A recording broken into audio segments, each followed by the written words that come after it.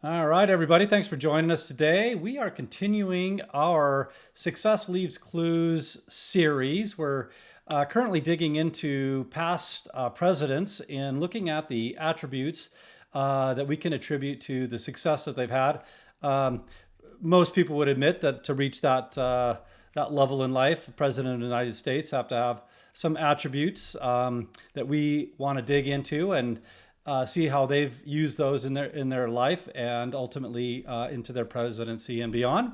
So we'll talk about the founding father, George Washington, today, and we'll talk about him with Dr. Roger Hall, our co-host, who is a business psychologist, executive coach, a multi-time author, and a public speaker, and knows a lot about our prior presidents. So we love to have these conversations. How are you doing today, Dr. Hall? I'm doing quite well. I have to admit I'm somewhat of an amateur with our past presidents. I have an interest in some of them, but I certainly couldn't speak to all of them. Well, I think is, the ability to look at what we do know of them and the attributes that propelled them, you know, to that state in their life. I think that's the Yeah, valuable information. yeah, and that's the interest I have in certain presidents. What got them to where they are? Yeah. Yeah, absolutely. Yeah, so let's do a little bit of housekeeping and then we can dig into that. For those of you that I haven't met, my name is Jared Lee. I'm the associate broker and team lead here at My Home Connection, also known as MHC Realty. Our sponsor for today is the Perfect Real Estate Business. In large part, we've developed this with Dr. Hall, now introducing business, life, coaching, mentoring, and training with other different aspects of your real estate career that you want to introduce to make that successful with things like lead gen, revenue share, topics like that. So if you have any questions, feel free to reach out and we'd welcome a conversation in regards to those areas.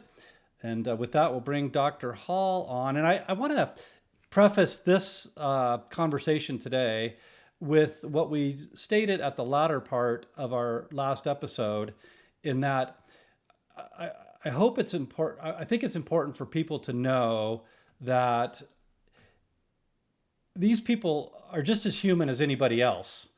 And to think that, well, I mean, I don't know. I say that a little, I guess, tongue in cheek, but you know what I mean? They're not superheroes or something like that. No. So everybody can take away these attributes, these aspects of leadership, and factor them into their own lives. And maybe not this degree of success, but certainly a high degree of success.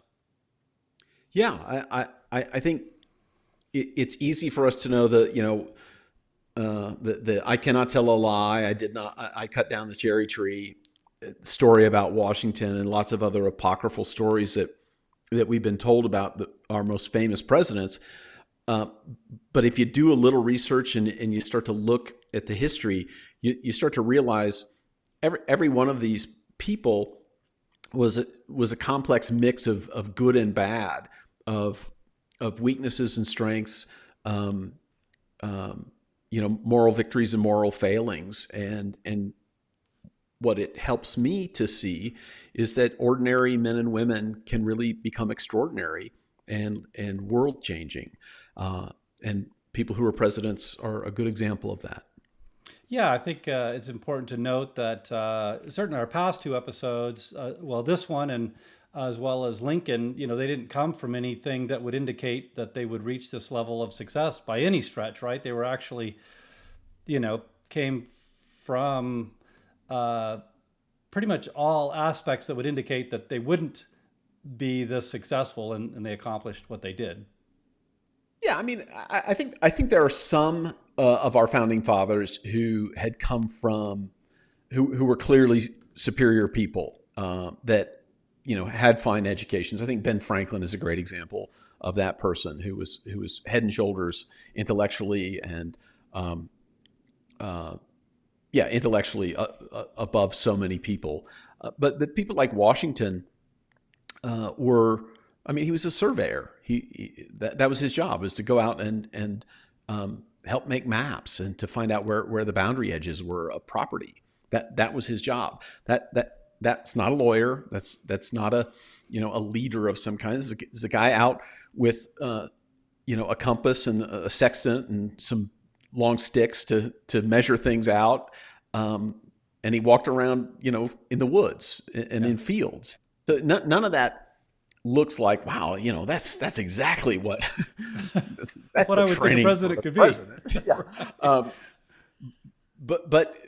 But like many of our founding fathers, what happened is they all came together and decided, I'm going to take a stand for something that I think is important, and it could cost me my life. And for all of those who signed the Declaration of Independence, they were essentially, if they hadn't won, they were signing their death warrants. And for many of them, they lost their lives. Many of them lost family members. Many lost their freedom, lost their homes. Their homes were burned to the ground or ransacked. So that decision that there's something more important than my physical safety, my economic safety, that I'm going to risk that. And so that willingness to embrace risk is, I think, a common quality of those founding fathers. Yeah, and I think to set aside all of that and look at something bigger than yourself is unusual. I think we've talked about this before, but the play it safe card is more typical for the human, right? We like to be comfortable, right? We don't want to necessarily put ourselves in vulnerable positions. That's kind of a unnatural thing to do, no? It is. It is. I think there's some personalities that are more risk embracing than others. But even then, the human being, our the way our brain is wired, it's wired for self-preservation. That fear is the single most difficult of the negative emotions to extinguish, because it is so life-preserving. That we're afraid for a good reason, because it keeps us alive, and so it's hard to extinguish that. So courage, which is, and here's a quote from Ambrose Redmoon: "Courage is not the absence of fear, but the decision that there's something more important than fear." And so, if you look at all these founding fathers, Washington included, you're looking at you're looking at people who have decided, okay, even though I have legitimate reason to be afraid, even though this could cost me everything, I'm going to do it anyway.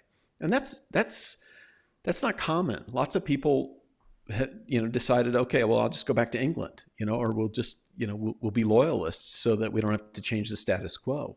Yeah. And so anytime you change the status quo, you're going to get people mad at you. And in the founding of our nation, there was a war. Yeah. Yeah. I think that's a good point, is these people aren't oblivious to the consequences. They don't have some special part of their brain that turns that off. They're able to constantly, continuously understand that this is a consequence, and there's a long-term preferred outcome that I'm going to aspire towards. And the first topic we're going to talk about with George Washington was his perseverance, right? I mean, this guy, set out to go into the military to fight for this, having known that he could lose everything up to and including his life, right? And by the way, he had to constantly re-go at this over and over and over again without a whole lot of, well, if not any immediate success, right? Yeah, I mean, by all measures, he was a lousy general. I mean, he lost most of his early battles. I mean, toward the end, he won some important ones, and there were some innovations in the way people did battle. But I'm not exactly sure the innovations were his. They were other people, and he was okay with them doing it. But he just kept losing. Well, because he wasn't a great general. And he was fighting, at the time, the single most powerful military, the best equipped, the best trained, with the most money of any military on earth at that time. And you get a group of people who really don't know what they're doing. The advantage that they had was they were fighting on their home turf. And that's a tremendous advantage. We have this image that, back to this image that, he was some sort of, paragon of virtue, and he was somehow, this moral exemplar.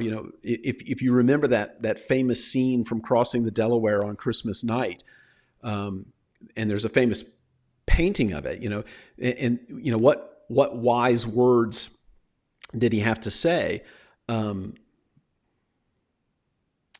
was the name of the guy? I'm gonna mess it up because I can't remember the guy's name, but it was Knox, big guy Knox, Knox. He's a big guy, and at the time there weren't that many really big guys, and so Knox is getting in the boat, and George Washington, instead of saying, I've not yet begun to fight or something like that, he says, "Watch out, Knox, or your fat ass will swamp the boat." So he was just a regular guy, and they were getting in a boat. There's a big guy getting in a boat, and Knox, don't swamp the boat. We got things to do. So we have this idealized version of who they are, and they weren't anything like that. They were just regular guys. He had suffering. Everybody knows about his famous teeth, right? These artificial teeth. Well, back then, dental care was really awful. And so his mouth was always hurting. So eating was painful. So if you think about that, that difficulty of running your life with these really badly fitting dentures that hurt his gums and hurt his mouth. And so every day was a pretty painful, it was just a painful trial. It was really just sticking to it. And, perhaps it was little things like having badly fitting dentures that enabled him to persevere in other hardships. If you look at the winter at Valley Forge, where these guys nearly froze to death because they were poorly equipped. The Continental Congress couldn't get enough funds to get them equipment. They were badly supplied. And the guys nearly froze to death, and Washington was out there with them, nearly freezing to death. We think about how bad it must have been. If you fast forward to World War II and the Battle of the Bulge in Bastogne, if you know anything about the Band of Brothers story, these guys are in Bastogne. It's just, they're in holes, freezing their tails off in the middle of this bitter winter. Well, think like that back in the 1700s, when you had even less good technology for warmth, less good clothes, less good insulation. You didn't have internal combustion engines, so you couldn't even get in a car and go anywhere. You had to deal with a horse for everything. So it was a really, really hard life. And they just kept at it. They kept going, knowing full well that, they could die, and being away from his family. He was married. Martha, his wife at the time, they had no kids together. And so he missed his wife, and he could have done okay. Her family was well connected. He could have just opted out. He and Martha could have opted out and probably done okay. But he thought there was something more important than his own comfort. And, Martha supported that. Yeah, I think the idea that he had every reason to give up, right? Look who I'm fighting against. Wow. Look what the conditions I'm fighting in. Wow. What's the worst that can happen to me? Get killed. A really bad death. Yeah. Torture and death. Yeah. Yeah. Yeah. And we talk about the famous traitor Benedict Arnold. Well, Arnold initially started out on our side. Well, at some point, Benedict Arnold didn't persevere. He thought, man, I should just take the rational path, because these numbskulls there's no way they're going to win this. And so I got to look out for myself. So, if you look at our founding fathers, some of their peers decided this is a fool's errand. We're all going to die. We're all going to lose everything. I may as well, cut my losses and try to save my own skin. Mm-hmm. Yeah. And it could have gone very differently. Well, I think he must have thought quite a bit differently just by how he approached everything. Because from what I understand, humility was a big piece of who he was in his character, Yeah, which yeah, I think will segue to our next topic, which is leadership and kind of how all that yeah. comes together. Well, I think part of that humility is he recognized the genius of the people who were around him. I mean, we as Americans are so very fortunate that we had so many superior people who were part of the founding fathers and the founding mothers. Um, just a little thing about the founding mothers. If you look at John Adams would have never been anything except for a grumpy mid-level politician if it wasn't for Abigail. Abigail Adams is the star of that show. Mm. She's the one who moderated his excesses and gave life and energy to what he did. And the same is true for George and Martha. Martha, they had a very, very cordial, happy relationship. But she had money from her family, and yes, the Washingtons owned slaves, but they were Martha's slaves. They weren't George's slaves, and that led them to this very difficult decision, which is that they were not by law, and we have to remember they were operating within the context of their culture at the time and the laws of their time, that they couldn't get rid of the slaves. They couldn't free the slaves because her brothers had a claim on the slaves before they could be freed. So at the end of Martha and George's life, they were essentially, the way they describe it, running an old age home for people who couldn't, the people that were their slaves, they were pretty much taking care of them. They were not, they were old and no longer productive.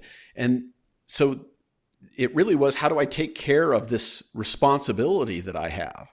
And we'd like to think, it could have been different. Eventually, at the end of their life, they were able to free their slaves, but they still took care of them. So anyway, I digress on slavery because I know people say, Somebody's going to say something about, yeah, because somebody's going to say something. I mean, they lived in the context of a different time, and they all knew it was a mess, and they didn't know how to get out of it. Yeah, they were all products of an era that's just, yeah. That's the way it was. I think they knew they needed to unwind this, but I don't think anybody knew how to do it. Well, I think some of them, they let the claims expire. Like I don't know, I'm going to butcher this, but something about, if they were truly slave owners, they would have renewed some of the claims, but they intentionally let them run out so that they would be freed, kind of circumventing the normal path of what most people did with slaves. But anyway, we don't have to belabor this one too far. But just to give context, that they all had difficult decisions at the time. Back to the humility, he was surrounded by really superlative people. Jefferson was a polymath, which means he could do everything. Franklin was a polymath; he could do everything. You had this selection of these great leaders, and the women as well. I mean, there's a quote that General Cornwallis said, "Well, once we defeat the men, then we have to fight the women."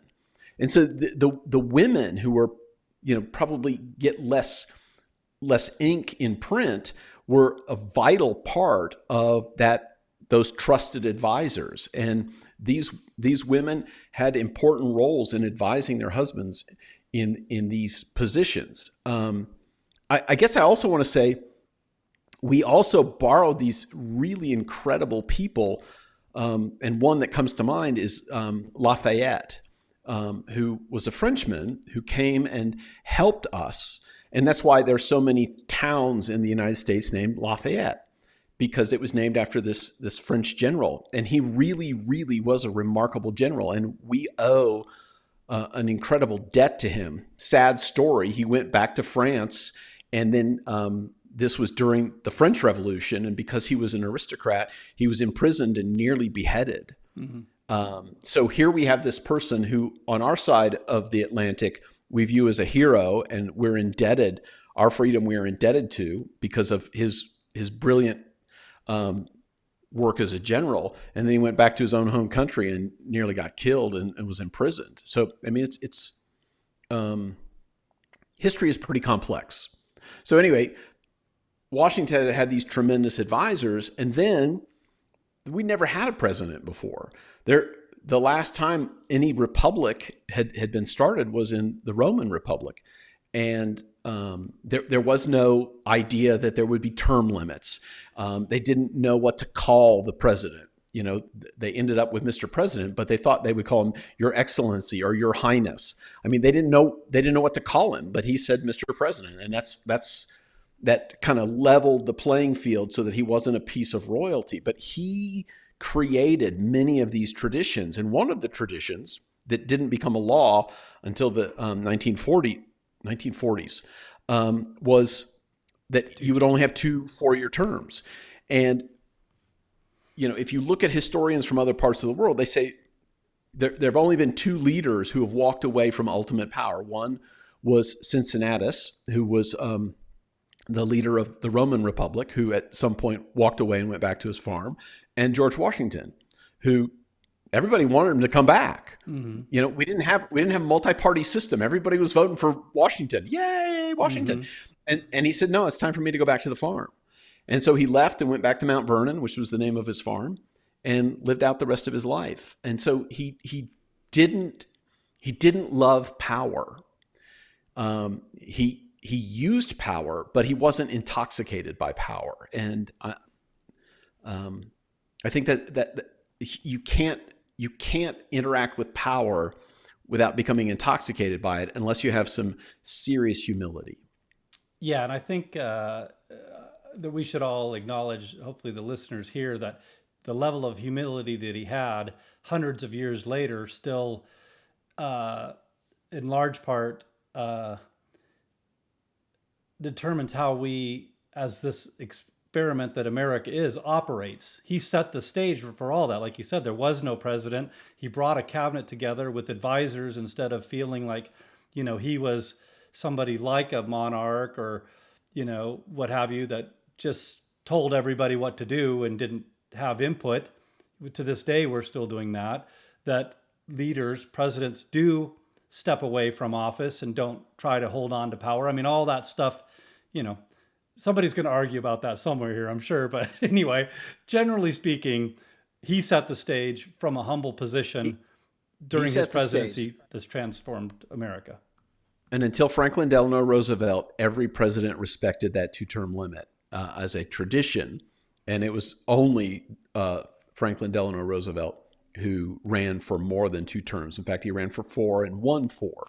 And he died shortly after he won his 4th term.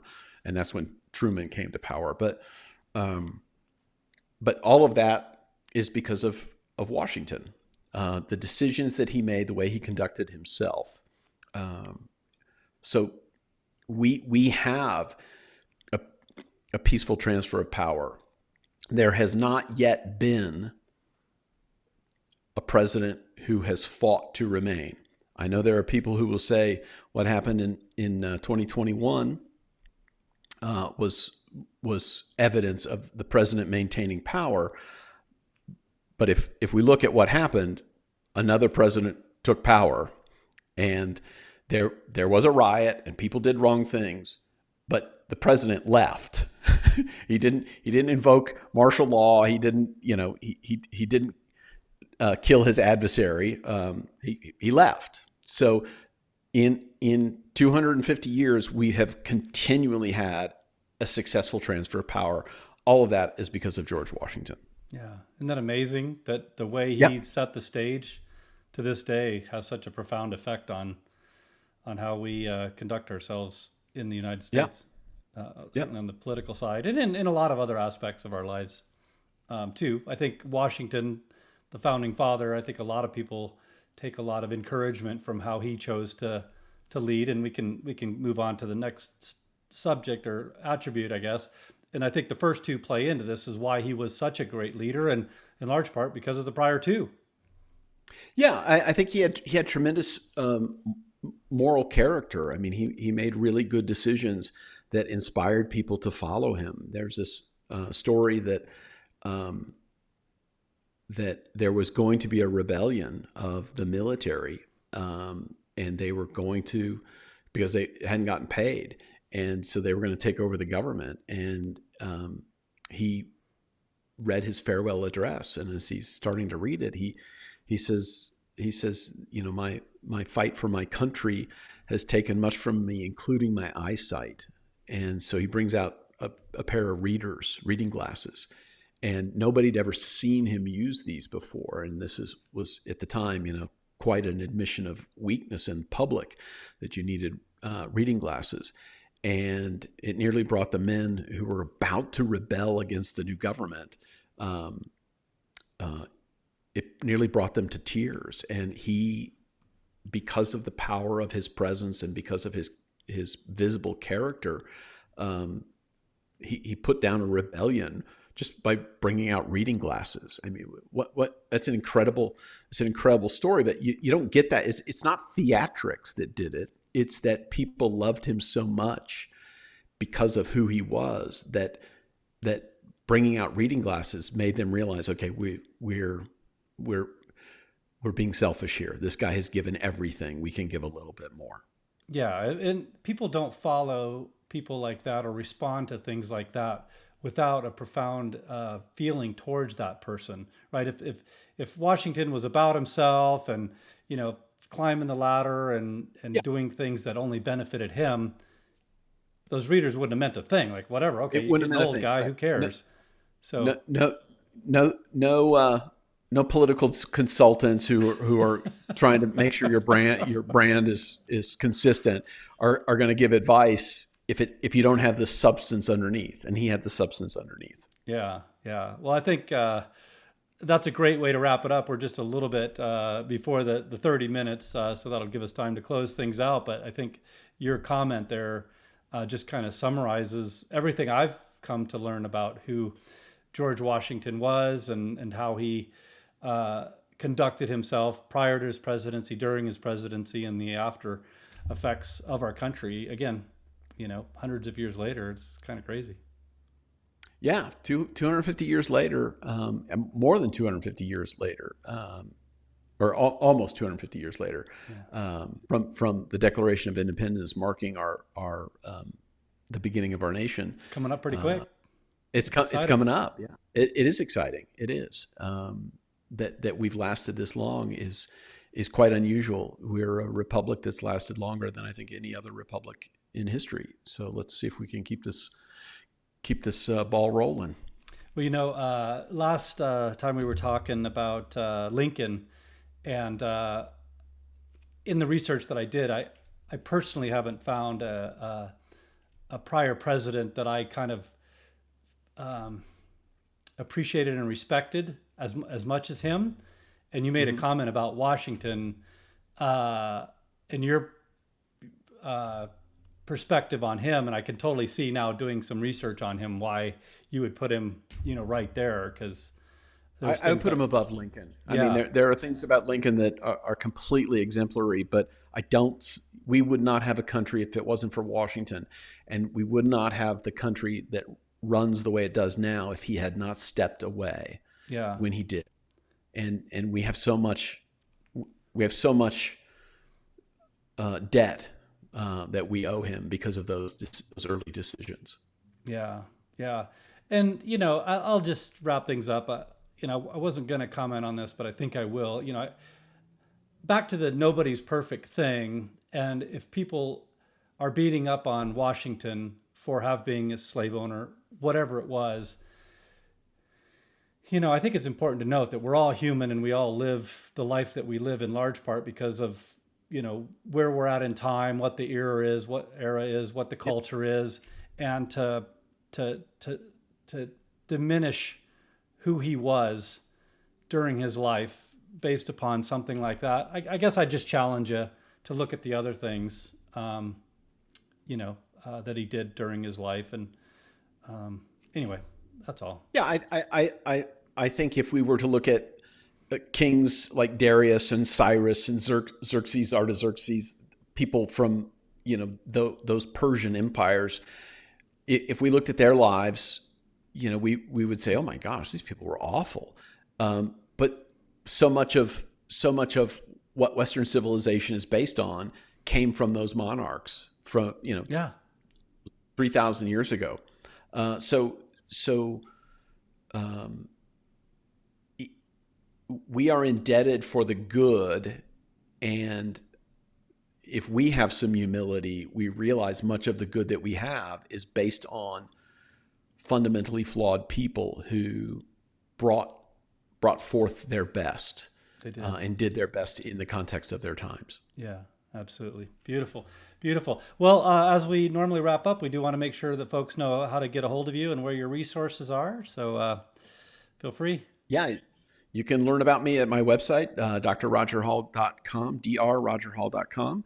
On it, you can find out about my 3 books, Staying Happy, Being Productive, The Big 10 Things Successful People Do, DIY Brain, and Expedition. I've got another one coming out called DIY Leader Brain.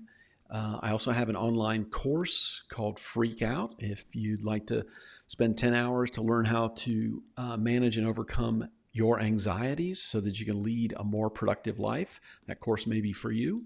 And if you want to follow me, you can follow me on Instagram, Twitter, which is now X, at drrogerhall.com.